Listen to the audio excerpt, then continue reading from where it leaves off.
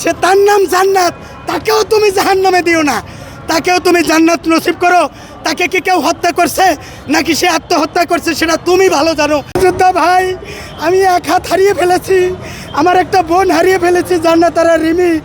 এইভাবে যদি জুলাই যোদ্ধা একের পর এক চলে যায় তাহলে কোন দিন না বাংলাদেশের সার্বভৌমত্বের উপরে আঘাত হানে ওই পার্শ্ববর্তী আধিপত্যবাদী রাষ্ট্র, জানি না। তাই তুমি আমাদের বাংলাদেশকে, বাংলার মানুষকে, বিশেষ করে সর্বোপরি হাদি ভাইকে জান্নাতুল ফেরদাউস নসিব করো। আমার বোন জান্নাতারা রুমিকে, সে তার নাম জান্নাত, তাকেও তুমি জাহান্নামে দিও না, তাকেও তুমি জান্নাত নসিব করো। তাকে কি কেউ হত্যা করছে নাকি সে আত্মহত্যা করছে সেটা তুমি ভালো জানো। পদ্মা সেতু, মেট্রো রেল এবং এলিভেটেড এক্সপ্রেসওয়ে নির্মাণের গর্বিত অংশীদার বসুন্ধরা সিমেন্ট। আলিমুল গরিবি ও শাহাদা, হে আল্লাহ, আমি আর বেশি কিছু বলতে চাই না, আমি আর ভাষা নাই।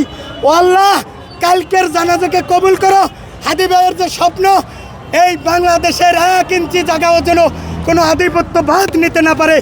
আমরা সবাই হাদি হব, আমরা সবাই হাদি হব, আমরা সবাই হাদি হব, আমরা সবাই হাদি হব, বাংলার মাটি রক্ষা করব। সুবহানা রাব্বিকা রব্বিল ইজ্জাতি আম্মা ইয়াসিফুন ওয়া সালামুন আলাল মুরসালিন ওয়ালহামদুলিল্লাহি রাব্বিল আলামিন। কোনো সাক্ষাৎকার নাই, হাদি ভাইয়ের জন্য দোয়া চাই। ধন্যবাদ।